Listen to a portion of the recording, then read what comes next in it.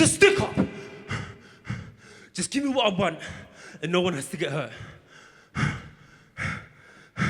I uttered those words as I muttered to the clerk who worked in the nearby bank. To be frank, what was about to transpire goes ocean deep. I had been thinking about this move for weeks.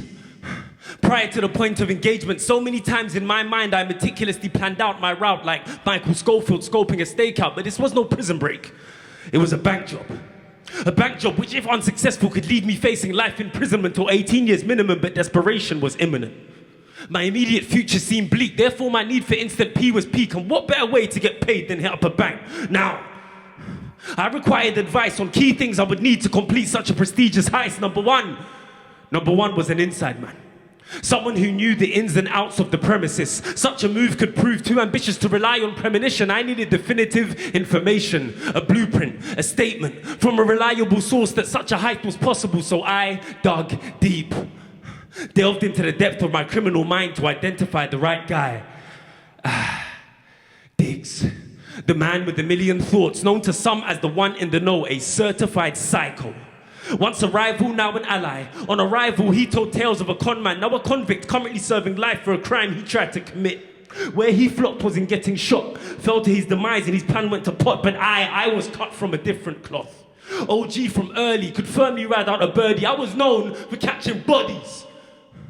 My past was a graveyard of body bags, bruised and broken. I kept a tally as a token. Now Diggs, his word was bond and his word was spoken. Our conversation progressed. He said, along the way you may encounter a dangerous dilemma, but should you deliver, it will go down as the single most prestigious move this side of the river.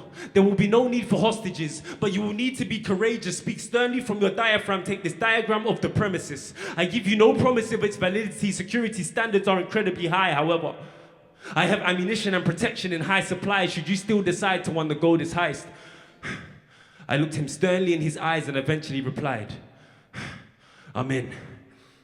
He proceeded, told me not to expect it to be safe, that within this place, every P, every cent had been saved and was placed promptly within a safe. He could see the blind fear in my face, but courage is not the absence of fear, it is the action despite the presence of fear. Therefore, after weeks of planning, plotting, scanning, scoping, prepping, watching what began in the confined walls of my mind, it was finally time for me to rise, shine, and grind. It was time for the stick-up.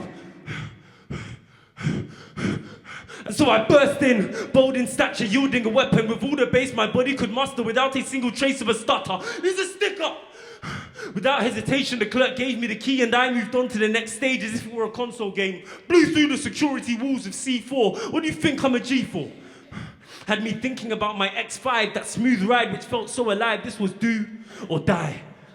My plan had begun to unravel like Albert Einstein in a barrel of Scrabble. The precise planning was flawless. I had moved on to my next lick with no chill. How far I had come from licking tills, I had to thank my inside man. Anybody gets in my way, gets a bullet in the brain. Security seemed weak, but as I approached the safe, sweating in anticipation, my pulsating like the drum of an action thriller to my aura. The safe was bolted shut. I shuddered and cringed. How could I have been so arrogant to think the safe would be open? Ah! I previously stated I could not rely on premonition, yet instinctively made the decision to abort this mission and live to try, fly, or die another day. But on my way to the exit gate,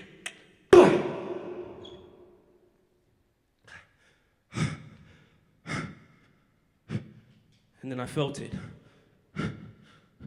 Was I to face that same fate and become an inmate? As I fell like a feather from a fallen falcon, I realized that if I did not die, I was on a slippery slope, slowly sliding towards a sentence. I had been caught. And before I knew it, was sitting in court, swearing upon the holy book to tell the truth, the whole truth, and nothing but the truth.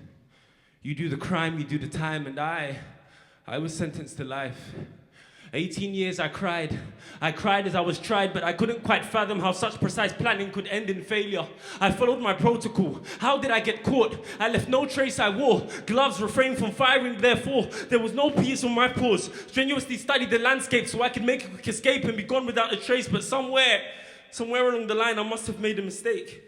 So my steps had to be retraced. So my steps had to be retraced.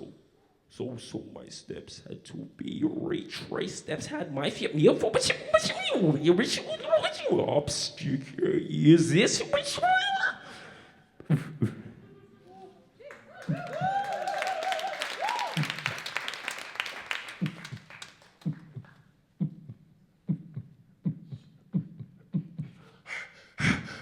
This is a stick-up.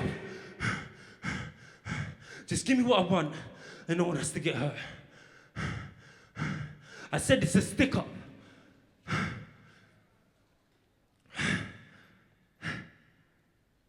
Just give me your number, and no one has to get hurt. You see, that was the pickup line I used on the clerk who worked in the nearby bank. To be frank, what was about to transpire goes ocean deep. I'd been thinking about this girl for weeks. Prior to our engagement, so many times in my mind, I meticulously planned out my route to show my bros what A1 game was about. My success rate spoke volumes. But this was a bank job. A bank job which, if unsuccessful, could leave me facing a lifetime of commitment or 18 years minimum, but masturbation was imminent. My prospects of a relationship seemed bleak, therefore my need for instant panani was peak. And what better way to get laid than to deposit my seed in a bad beef from a bank? Plus, on top of this, my best friend Diggs had double Santandered me. And so I burst into the bank, bold in stature. My words formed the sword I would use as a weapon with all of the bass my body could muster without a single trace of a stutter. This is a stick-up. With a pinch of persuasion and butterscotch lyrics, the clerk handed over her digits and I moved on to the next stage as if it were a console game. Blew through her security walls of insecurities with sublime lines I stole from a show on C4. What do you think I'm a G for? Her figure. Her figure reminded me of my fifth ex, my X5, that smooth ride, and between her thighs which felt so alive, this was do or die.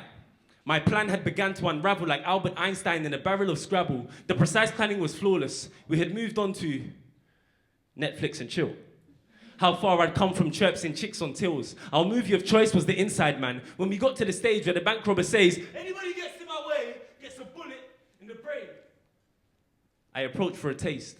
Sweating in anticipation, my penis pulsating like the drum of an action thriller. To my horror, her legs stayed shut.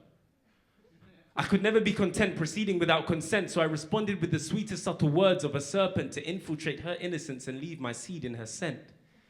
With whipped cream for a tongue, I slowly leaned over her shoulder and whispered, "Don't worry, I'll be gentle." She whiplashed back, "My body is a temple, never to be preyed upon by the atheist hands of a man who cannot kneel before God. You do understand that you stand for nothing. I am saved. The Lord is my safe. You see, my faith is the safe in which my innocence is placed." Oh, for flip's sake. I shuddered and cringed. How could I have been so arrogant to think her legs would be open? I previously stated I could not rely on premonition, yet instinctively made the decision to abort this mission and live to try, get high, or die another day. But on my way to the exit gate, bang! And then I felt it. Butterflies inhabiting my stomach, each colorful flutter wreaking havoc, elevating through my arteries into my heart. It wasn't hard to see that I had been hit by Cupid's gun. She was the one. I had drifted into love like a feather from a fallen falcon. It was absurd. I no longer merely observed her curves. Instead, we strenuously studied the words she had taught this predator to pray. By God's grace, I was saved. I eventually found my way into a slippery slope, slowly sliding towards a sentence consisting of 4 words. Will you marry me?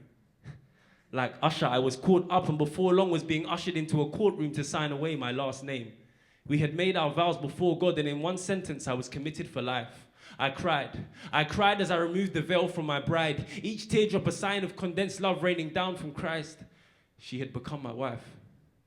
And as we sailed into a Hawaiian sunrise under this honey-coated moon, our love planted a seed which blossomed, bloomed, and came to be you, which a few years later became 2, your little brother.